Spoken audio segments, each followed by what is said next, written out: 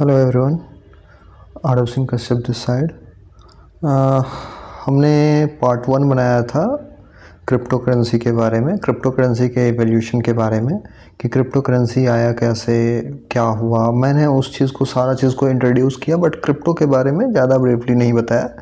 मैंने फ़िलहाल करेंसी के बारे में बताया, करेंसी कैसे कैसे आया था इवेल्यूएट होके। ओके, आज हम क्रिप्टो के बारे में बात करेंगे। हम जो है थोड़ा सा पिछले बारे में बात कर लें कि मैं आपको बता दूं कि मैंने आपको बताया था कुछ चीज़ कि सबसे पहले क्या था। सबसे पहले हमारा था बार्टर सिस्टम। बार्टर सिस्टम के बाद जाके क्या आया, कॉइन। कॉइन के बाद क्या आया, हमारा आया था ये एक करेंसी। ठीक है, करेंसी के बाद फिर क्या आया, डिजिटल करेंसी।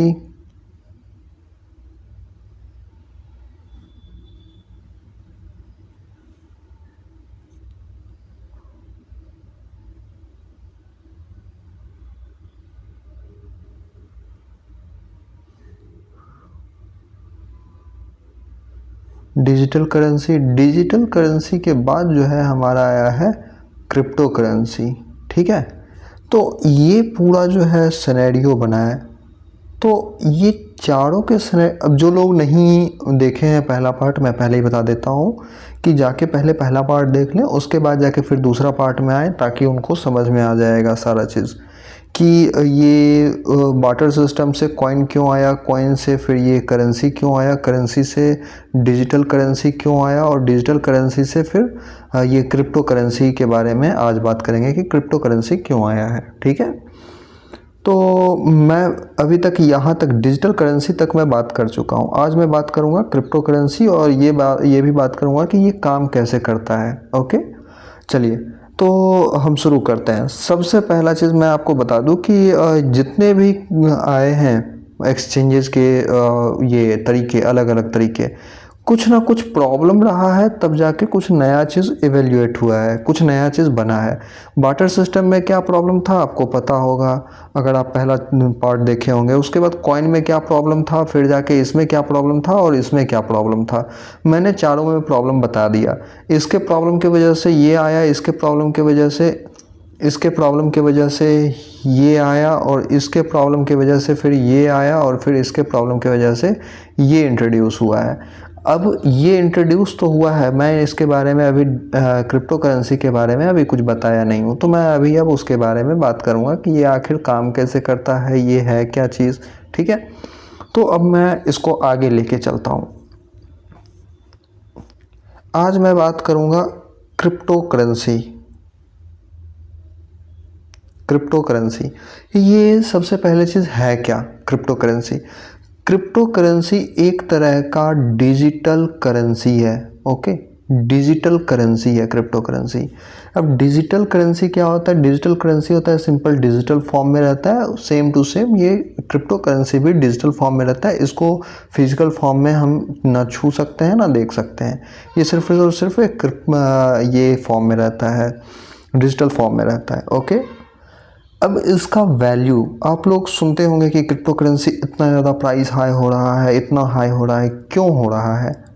इसके पीछे का थोड़ा सा लॉजिक समझने का कोशिश करते हैं। आखिर क्रिप्टो का जो वैल्यू है वो क्यों बढ़ रहा है, क्यों घट रहा है, उसके पीछे का थोड़ा सा बस लॉजिक समझने का कोशिश करते हैं। थोड़ा सा पीछे चलते हैं हम। पीछे के टाइम में क्या होता था, पहले गोल्ड था। ठीक है, गोल्ड हो गया, उसके बाद जाके फिर आपको सिल्वर हो गया।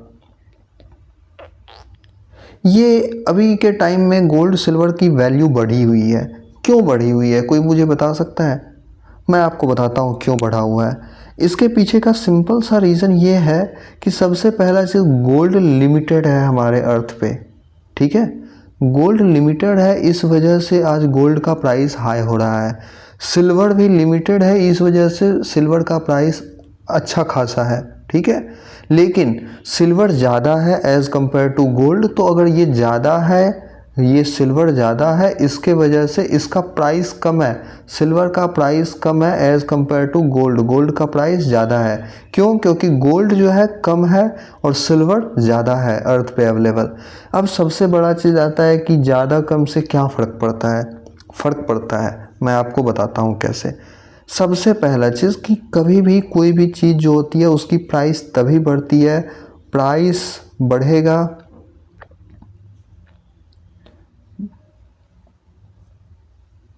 प्राइस बढ़ेगा तभी जब उसका डिमांड आएगा। ठीक है, डिमांड बढ़ेगा प्राइस बढ़ेगा। अब डिमांड बढ़ेगा तो प्राइस बढ़ेगा, सिंपल सा चीज़ है। अब एक चीज़ और है, अगर डिमांड बढ़ रहा है, ठीक है, और सप्लाई लिमिटेड है, डिमांड बढ़ रहा है हमारा और सप्लाई जो है हमारा लिमिटेड है, तो फिर प्राइस हाई होगा कोई भी चीज़ का, चाहे वो कुछ भी हो, कोई फ़र्क नहीं पड़ता है। अगर सप्लाई जो है सिंपल सा स्टेबल है, वो ज़्यादा है नहीं, ठीक है, तो डिमांड बढ़ रहा है तो प्राइस जो है क्या होगा, ऑटोमेटिक बढ़ जाएगा।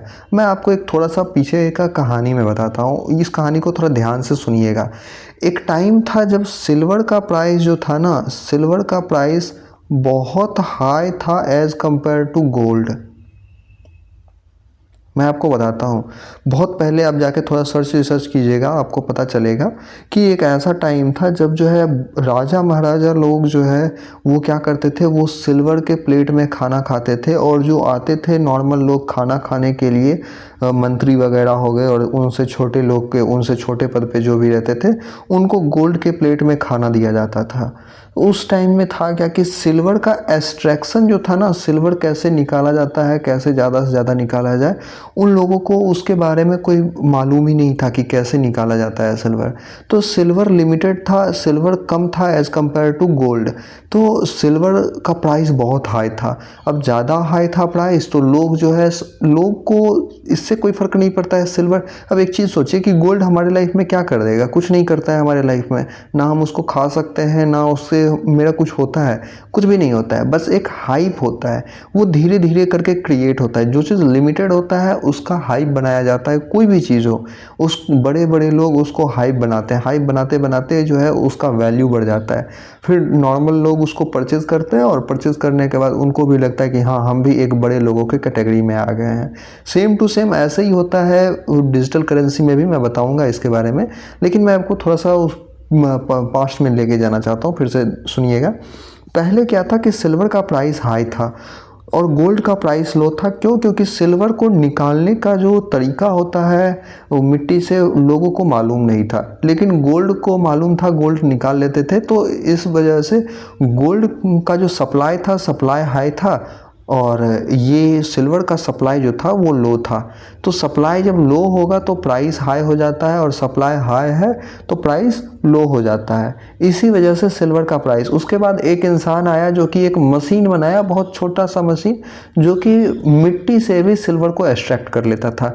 जिस दिन ये पता चला कि हाँ, ये ऐसा भी एक ये निकला है, तरीका निकला है, सिल्वर का प्राइस उस दिन से डाउनफॉल होने लगा और गोल्ड का प्राइस बढ़ने लगा। क्योंकि उस मशीन से जो है सिंपल आसान तरीके से जो है सिल्वर को एक्सट्रैक्ट कर लिया जाता था। तो अब सिल्वर को एक्सट्रैक्ट कर लिया तो इसके वजह से, इस मशीन के वजह से क्या हुआ, सिल्वर का सप्लाई हाई हो गया। सप्लाई हाई हुआ तो डिमांड जो है नॉर्मल ही रहा और प्राइस जो है डंप हो गया। ठीक है, लेकिन गोल्ड में ऐसा हुआ नहीं। गोल्ड में अभी तक कोई ऐसा मशीन नहीं निकला है कि वो जो है ईजी तरीके से एक्सट्रैक्ट कर दे। ठीक है, तो इस वजह से गोल्ड का प्राइस अभी भी हाई है, और ये हाई रहेगा तब तक जब तक कि इसका लिमिटेशन रहेगा। ये लिमिटेड रहेगा गोल्ड, तो ये जो है सप्लाई जो है ऑलरेडी लिमिटेड रहेगा। अगर सप्लाई, तो फिर क्या होगा, प्राइस बढ़ता ही जाएगा। अगर सप्लाई जिस दिन अनलिमिटेड हो गया, इसका भी प्राइस डंप हो जाएगा। सिंपल सा चीज़ है। ठीक है, मैं आपको एक और चीज़ दिखाता हूँ।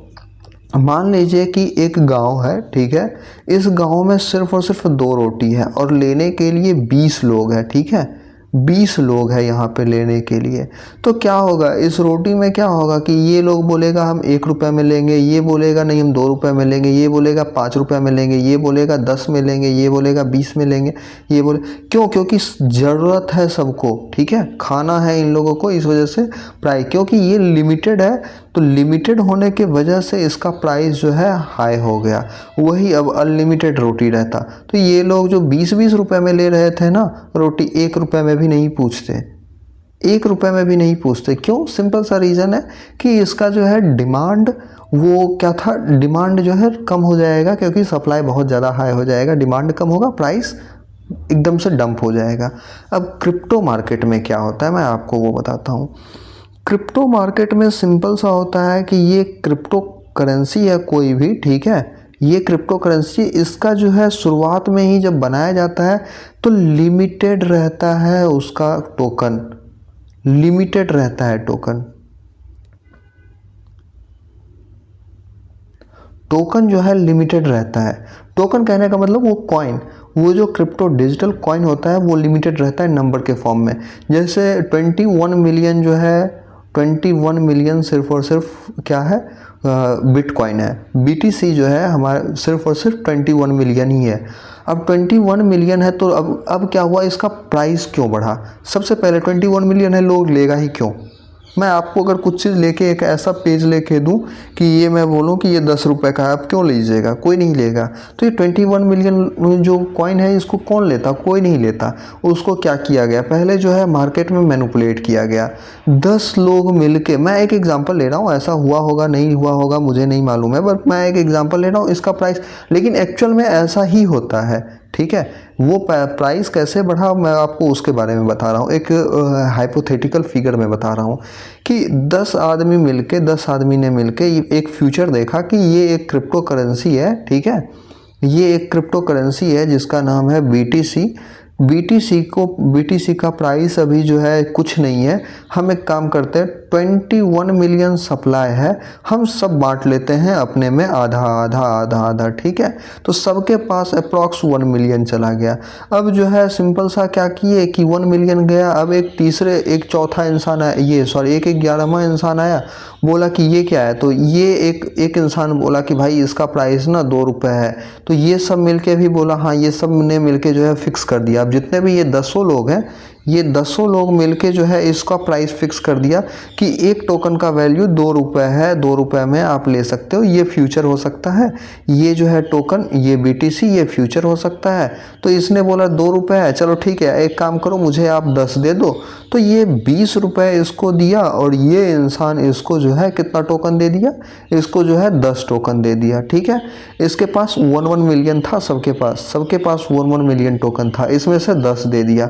अब फिर जाके धीरे धीरे ट्रेडिंग, अब ये इंसान गया किसी के पास, वो बोला कि 3 रुपये में दे देंगे, फिर जाके 3 रुपये से फिर 5 रुपये बढ़ा, फिर 5 रुपये से 7 रुपये, अब धीरे धीरे प्राइस बढ़ता गया। अब क्या हुआ कि लोगों के मन में हाइप होने लगा, हो सकता है कहीं प्राइस बढ़ जाए कहीं घट जाए। अब लोग BTC को प्राइस ये परचेज करने लगे, ठीक है। लोग अब धीरे धीरे अब क्या देखे कि नहीं भाई बहुत ज़्यादा, अब क्या हुआ कि ये प्राइस का ग्राफ है BTC का, अब लोग देखे कि नहीं भाई यहाँ तक चला गया है, पहले कहाँ 2 रुपये में मिल रहा था, अभी 100 रुपये में मिल रहा है। अगर हम 2 रुपये में लिए रहते तो आज 100 रुपये में बेच देते। क्यों? अब देखिए यहाँ पे ये 100 रुपये पे लेने वाले भी लोग हैं, खरीदने वाले भी, बायर भी हैं, ठीक है, और सेलर भी मौजूद है। बाय करने वाला भी लोग मौजूद है और सेल करने वाला भी लोग मौजूद है। इस वजह से इसका प्राइस जो है बढ़ते गया। इसको बोला जाता है लिक्विडिटी, ठीक है। ये सब लिक्विडिटी होता है, ये सब चीज़ के बारे में हम अब बताएंगे आपको बाद में धीरे धीरे करके। बस इतना समझिए कि इसका प्राइस बढ़ने लगा, लोगों के दिमाग में एक इमेज आने लगा। अब लोगों को क्या लगा कि 100 रुपये बहुत बड़ा अमाउंट है भाई, इससे जो है ना ये कुछ नहीं हो सकता है, इसको एक काम करते हैं हम बेच देते हैं। सब मिलके बेचना शुरू कर दिया। अब जिसके पास 100 रुपये में था 100 रुपये में बेचा। अब कुछ आदमी आया बोला नहीं हम 98 में लेंगे तो 98 में बेच दिया। कुछ आदमी आया बोला नहीं हम 95 में लेंगे तो 95 में बेच दिया, ठीक है। तो ऐसे ये जो हुआ ये प्राइस घटने लगा, धीरे धीरे फिर घटने लगा, ठीक है। तो यही होता है, प्राइस जो है ऐसे ही बढ़ता है और ऐसे ही घटता है। कोई भी क्रिप्टो करेंसी में जितने भी हैं, हर किसी का प्राइस बस सिर्फ और सिर्फ डिमांड और सप्लाई के ऊपर ही होता है। सप्लाई, जितने भी क्रिप्टो होते हैं उनका लिमिटेड रहता है सप्लाई, ठीक है। सप्लाई जो होता है वो लिमिटेड रहता है, वो ज़्यादा नहीं होता है, ठीक है। कितना भी एक अमाउंट फिक्स कर दिया जाता है कि इतना ही हमारा सप्लाई रहेगा। हाँ, अब ये भी होता है कोई कोई करेंसी जो कि एक टाइम के बाद जो है सप्लाई अपना और भी ज़्यादा बढ़ाता है। सपोज दैट मैं आपको बताता हूँ कि एक कॉइन का नाम है XRP, ठीक है, XRP। ये कॉइन क्या बोलता है, ये कॉइन बोलता है कि मेरा टोटल मैक्सिमम सप्लाई जो है, मैक्सिमम सप्लाई मेरा है 28 बिलियन, ओके 28 बिलियन है, सॉरी 28 बिलियन है ये मेरा मैक्सिमम सप्लाई। लेकिन फ़िलहाल मार्केट में मैं अभी इंड्यूस करूँगा, मार्केट में जो मैं अभी डालूँगा सप्लाई, मार्केट सप्लाई जो है मेरा, market supply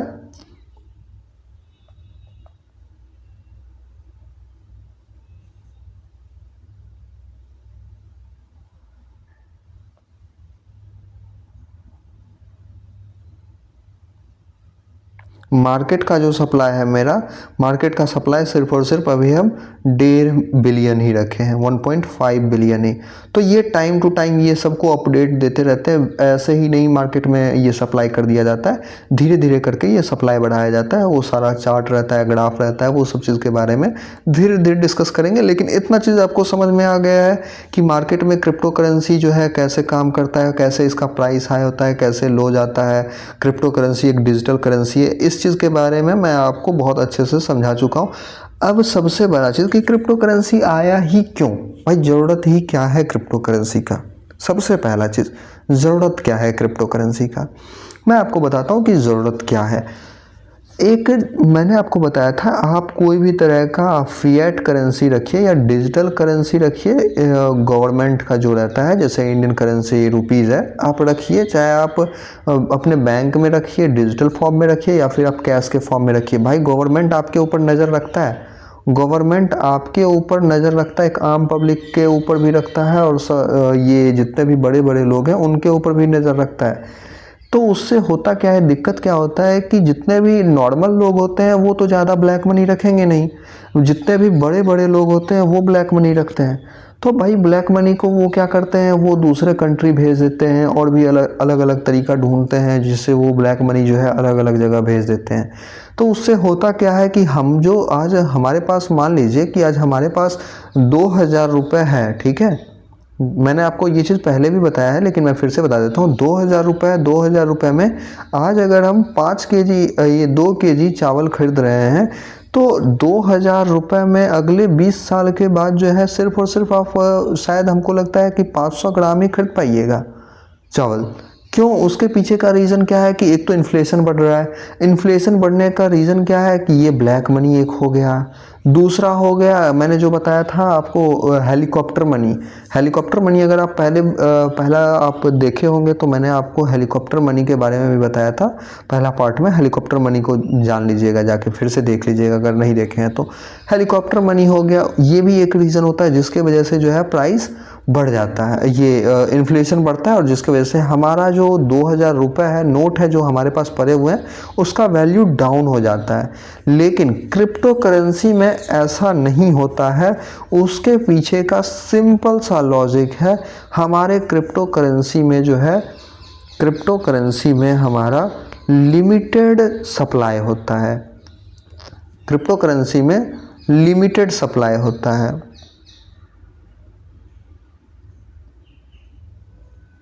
okay, limited supply होने की वजह से क्या होता है, जब भी पैसा इंजेक्ट किया जाता है, जब भी पैसा डाला जाता है, लोग जब बड़ा बड़ा लोग पैसा डालता है, पैसा खरीद मतलब ये क्रिप्टो खरीदता है, तो मार्केट में प्राइस हाई होता है, और हाई होने की वजह से क्या हो जाता है कि वो जो है हर लोगों को बेनिफिट देता है। लो होगा तो हर किसी का जाएगा, अगर हाई होगा तो हर किसी का जाएगा। पहला क्रिप्टो करेंसी का फ़ायदा, उस पर किसी का। दूसरा आपको मैं बताता हूँ, आप जो भी रुपया यूज़ कर रहे हो ना, ये सेंट्रलाइज है, सेंट्रलाइज सिस्टम। सेंट्रलाइज सिस्टम क्या होता है, सेंट्रलाइज सिस्टम होता है आप जो जो भी है, जितना भी चीज़ है, उस पे किसी का जो है ये रहता है, पावर रहता है, कोई भी उसको ये मूव कर सकता है अलग अलग तरीके से, उसको जो है मैनिपुलेट कर सकता है, ठीक है। तो उसको बोला जाता है सेंट्रलाइज सिस्टम, ठीक है। सेंट्रलाइज में होता है क्या बेसिकली कि एक कोई इंसान के पास पावर रहता है उन सारे सिस्टम को चलाने के लिए। लेकिन क्रिप्टो करेंसी जो होता है वो डिसेंट्रलाइज सिस्टम होता है, उसमें किसी भी एक स्पेसिफिक इंसान के पास नहीं होता है कि वो सिर्फ और सिर्फ इस चीज़ को चलाए। अब जैसे सेंट्रलाइज सिस्टम हमारा गवर्नमेंट का देख लीजिए, रुपए, अभी ये सब चीज़ किसके हाथ में रहता है? स्टेट बैंक में बोल रहा हूँ, आरबीआई के पास रहता है। हमारा जो है ये आरबीआई के पास रहता है सारा का सारा चीज़। वो चाहेगा तो पैसा बंद कर देगा, वो चाहेगा तो चालू करेगा। तो ये आरबीआई के हाथ में रहता है। तो ये क्या हो जाता है, हमारा सेंट्रलाइज होता है। लेकिन डिसेंट्रलाइज क्रिप्टो मार्केट होता है, उसमें किसी का भी कोई भी तरह से ये नहीं रहता है, ठीक है। तो कोई भी इंसान उसको कंट्रोल नहीं कर सकता है, सेंट्रलाइज सिस्टम को, क्रिप्टो करेंसी को कोई भी। इसी वजह से तो मेन यही रीज़न है कि जिस वजह से बैन करना चाहता है गवर्नमेंट, वो चाहता ही नहीं है कि हम इसको इंट्रोड्यूस करने दें, क्योंकि उसको पता है कि अगर ये चीज़ आ जाएगा तो हम फिर अपना ब्लैक मनी को कभी भी ये नहीं कर पाएंगे। क्योंकि हर इंसान जो है ये डिसेंट्रलाइज सिस्टम से अवगत रहेगा और ज़्यादा से ज़्यादा लोग जो है सब इसी में पैसा डाल के रखेंगे। अगर हम भी अपना पैसा उसी में डालेंगे तो सबका पैसा बढ़ जाएगा। इस वजह से जो है वो चाहता ही नहीं है कि लोग जो है क्रिप्टो करेंसी के बारे में जाने, और बैन करना चाहता है इस चीज़ को। राइट, समझ में आ गया।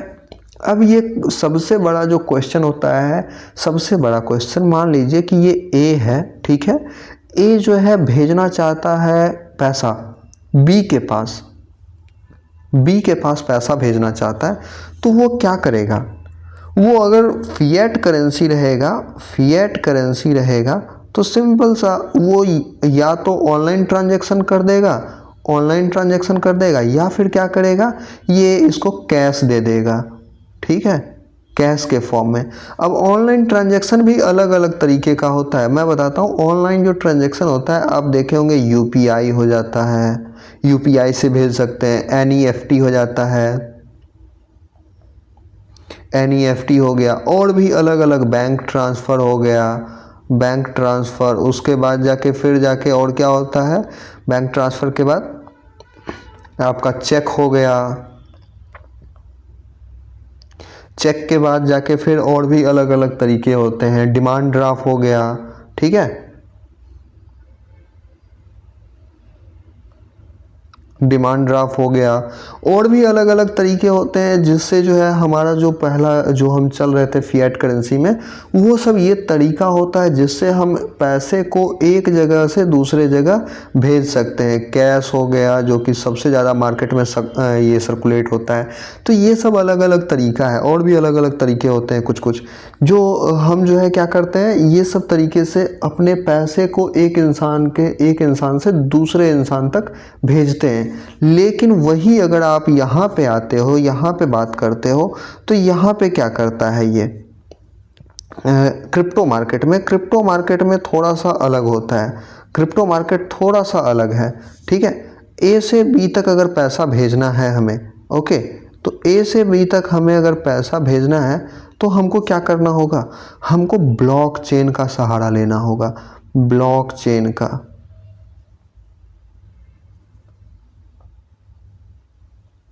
ब्लॉकचेन क्या होता है, सबसे इम्पॉर्टेंट चीज़, ब्लॉकचेन एक तरह का सिस्टम होता है जहाँ पे आप एक क्रिप्टो को आप अपने बीटीसी, मान लीजिए बीटीसी एक तरह का क्रिप्टो है, बिटकॉइन, ठीक है, तो अपने बिटकॉइन को एक इंसान से दूसरे इंसान तक भेज सकते हो। तो वो होता है क्या, ब्लॉकचेन। ब्लॉकचेन जो है बहुत अलग अलग तरह का ब्लॉकचेन होता है, हर ब्लॉकचेन का एक मकसद होता है, ठीक है। सबसे बड़ा जो ब्लॉकचेन है उस ब्लॉकचेन का नाम है इथेरियम, ठीक है, ईटीएच उसको बोला जाता है, ईटीएच ब्लॉकचेन, इथेरियम। अब एक चीज़, ये चीज़ ना थोड़ा सा कंफ्यूजिंग भी होगा, मैं आपको पहले ही बता देता हूँ, एक होता है क्या, बीटीसी का अपना खुद का भी ब्लॉकचेन है, एक होता है कॉइन, एक होता है ब्लॉकचेन,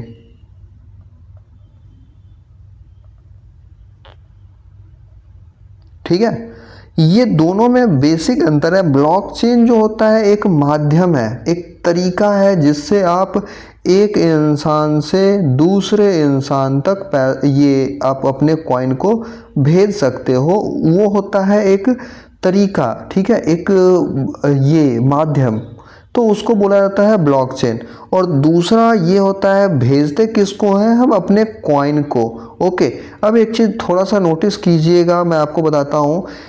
ETH जो है, इथीरियम ETH, ये एक कॉइन है, ठीक है, ये भी एक कॉइन है जिसका अभी मार्केट में वैल्यू $3000 के आसपास अभी चल रहा है। एक इथीरियम का वैल्यू $3000 के आसपास है अप्रॉक्स। तो ये इसको अगर भेजना है A से B के पास, ठीक है, तो ये क्या करेगा, एक ब्लॉकचेन का सहारा लेगा। अब ब्लॉकचेन भी बहुत अलग अलग तरह के मार्केट में है, ठीक है, ऐसा नहीं है कि सिर्फ एक ही ब्लॉकचेन है, मार्केट में हजारों ब्लॉकचेन भरे पड़े हैं। अब कोई भी ब्लॉकचेन का सहारा लेके यहाँ से एक इंसान A से B तक भेज सकता है। अब ब्लॉकचेन का और भी ज़्यादा अलग अलग यूज़ केस होता है, सिर्फ और सिर्फ यही नहीं होता है कि हम सिर्फ अपने कॉइन को भेज सकते हैं। वो ब्लॉकचेन का यूज़ डाटा को स्टोर करने में किया जाता है, कोई भी अलग अलग तरह का चीज़, और भी बहुत सारा चीज़ होता है जिसके वजह से इसका यूज केस बढ़ा है, तो पॉपुलैरिटी बढ़ा है। मेन यही रीज़न है कि कोई भी चीज़ का पॉपुलैरिटी सिर्फ और सिर्फ एक ही चीज़ के ऊपर नहीं बढ़ता है, उसके और भी पीछे रीज़न होते हैं। तो ब्लॉकचेन जो बनाया गया है, ब्लॉकचेन को बहुत अलग अलग यूज़ केस के लिए बनाया गया है। ये जो है डिसेंट्रलाइज सिस्टम है, तो यहाँ पे आपको कोई भी तरह का दिक्कत नहीं होगा अगर गवर्नमेंट से कुछ भी चीज़ छुपाना है या फिर कोई भी इंसान से कुछ भी वैसा प्राइवेट रखना है कंपनी को, तो वो ब्लॉकचेन का सहारा लेता है, ब्लॉकचेन को यूज़ करेगा। ब्लॉकचेन को यूज़ करके वो अपने डिटेल जो भी प्राइवेट, सपोज दैट अगर फोटो है, कोई फाइल है, तो वो सबको उसमें छुपा सकता है। अब वो कैसे होता है नहीं होता है उन सब चीज़ के बारे में बाद में बात करेंगे, लेकिन पहले ये बेसिक चीज़ समझ लें कि ब्लॉकचेन होता क्या है। ये चीज़ समझ में आ गया। अब मैं आपको कुछ चीज़ और बताता हूँ। ये ब्लॉकचेन जो होता है ना, एक ब्लॉकचेन से बहुत अलग अलग तरह के क्रिप्टो को सेंड किया जा सकता है। मैं आपको एक एग्जांपल देता हूँ। सपोज दैट ETH है, ठीक है, ETH एक कॉइन है। इस कॉइन को मेरे को A से B के पास सेंड करना है, तो मैं क्या करता हूँ, मैं एक काम करता हूँ, ये ETH सबसे पहला चीज़, ये ETH जो है हम अलग अलग ब्लॉकचेन से भेज सकते हैं। ब्लॉकचेन का मैं नाम बता देता हूँ दो चार, मैं आपको, जैसे ये आपको बताता हूँ, OP ऑप्टिमिज्म, इथीरियम, उसके बाद जाके फिर सोलाना, उसके बाद जाके फिर एप्टॉस, उसके बाद जाके फिर और भी अलग अलग तरह के ब्लॉकचेन्स हैं, ठीक है। तो ये सब क्या हुआ, ETH को भेज सकते हैं। ये सारे ब्लॉकचेन का यूज़ करके A to Z जितने भी ब्लॉक ये हैं, इन सब का यूज़ करके हम जो है भेज सकते हैं A से B तक अपना क्रिप्टो ETH को। अब सबसे बड़ा सवाल आता है कि हम अलग अलग ही क्यों, अलग अलग जो ये बनाया गया है इसके पीछे का भी अलग अलग रीज़न है। कोई ब्लॉकचेन होता है कि टाइम कम लेता है A से B तक भेजने में, बट सिक्योरिटी ज़्यादा देता है। कोई ब्लॉकचेन होता है जो कि टाइम ज़्यादा लेता है लेकिन जो है सिक्योरिटी बहुत ज़्यादा हाई प्रोवाइड करता है यहाँ तक भेजने में। कोई होता है फ़ीस कम लेता है। अब ये फ़ीस जो होता है ना, मैं बताता हूँ, यहाँ से यहाँ तक भेजने में, A से B तक भेजने में कुछ पैसा चार्ज किया जाता है ब्लॉकचेन के द्वारा, उसको गैस फीस बोला जाता है। बहुत मिनिमल अकाउंट होता है, मिनिमम जो है ये लिया जाता है, बहुत कम रहता है। तो अब जो है यहाँ पे अलग अलग ब्लॉकचेन अपना अपना अलग अलग फ़ीस लेता है। अब उसी फ़ीस को जो है ना, ये सब अलग अलग ब्लॉकचेन यूज़ करते हैं। अब कोई बहुत कम फीस देता है, हाई सिक्योरिटी देता है, तो लोग उसी से भेजना चाहेंगे, उसी ब्लॉकचेन से भेजना चाहेंगे।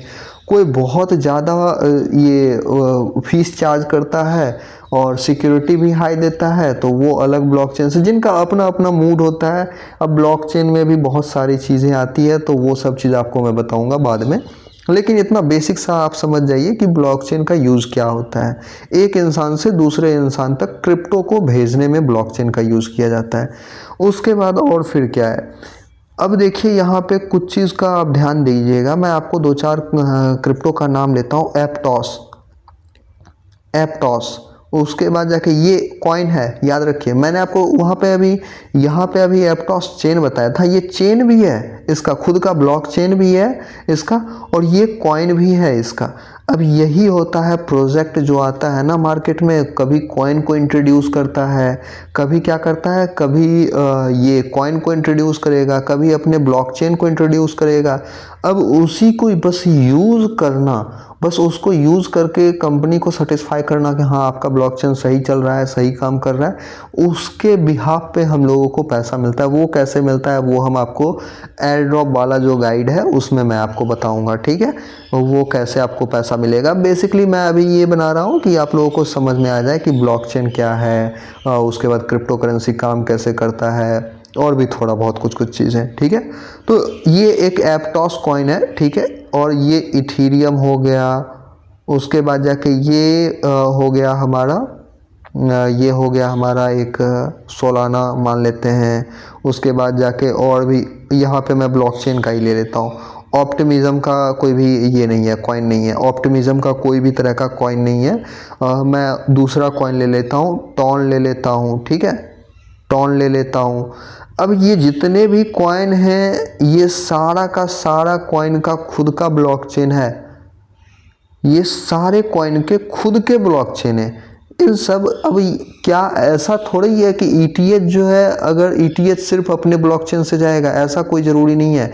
ईटीएच एप्टॉस से भी जा सकता है, ईटीएच जो है एप्टॉस से भी जा सकता है, ईटीएच सोलाना से भी जा सकता है, ईटीएच जो है टॉन से भी जा सकता है। अगर टॉन की बात करें, टॉन जो है सोलाना से भी जा सकता है, टॉन ईटीएच से भी जा सकता है, और टॉन एप्टॉस नेटवर्क से भी जा सकता है, अलग अलग लोगों के पास। जहाँ पे भी आप भेजना चाहें वहाँ पे ये जा सकता है, ठीक है। लेकिन सामने वाला जो है वो एड्रेस होता है वॉलेट का, वो मैं बताऊंगा धीरे धीरे करके। बस इतना समझ लीजिए, अभी इतना ही समझिए, इससे ज़्यादा आपको अभी समझने की ज़रूरत नहीं है। फिर मैं नेक्स्ट पार्ट लेके आऊँगा, उसमें मैं आपको समझाऊंगा कि होता क्या है बेसिकली, ठीक है। तो ये हमारा ब्लॉकचेन हो गया। ब्लॉकचेन जो होता है बेसिकली काम सिर्फ और सिर्फ इतना ही करता है कि ये कोई भी डाटा को स्टोर करता है, पहला चीज़, और दूसरा चीज़ कोई भी कॉइन को एक जगह से दूसरे जगह भेजता है, ठीक है, लेकिन डिसेंट्रलाइज सिस्टम से। कोई भी इंसान को पता नहीं चल सकता है कि ये आपके पास कॉइन गया है कि ये किसके पास कॉइन गया है, किसी को नहीं पता चल सकता है। ओके, वो कैसे होता है मैं आप लोगों को धीरे धीरे करके बताऊंगा। हमारा नेक्स्ट गाइड में बने रहिएगा। हम जो है नेक्स्ट गाइड में आपको और भी कुछ चीज़ बताऊंगा कि क्या होता है, कैसे काम करता है ये ब्लॉकचेन में।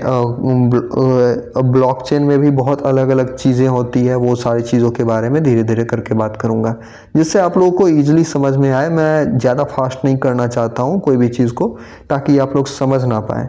तो धीरे धीरे करके हर चीज़ को लेके आऊँगा। आप लोग धीरे धीरे आराम से समझिएगा, और बेसिक टू एडवांस रहेगा हर चीज़ के बारे में, जिससे आप लोग को बहुत अच्छे से बेहतरीन तरीके से समझ में आएगा। चलिए, तो नेक्स्ट पार्ट में फिर से मिलते हैं। Thank you.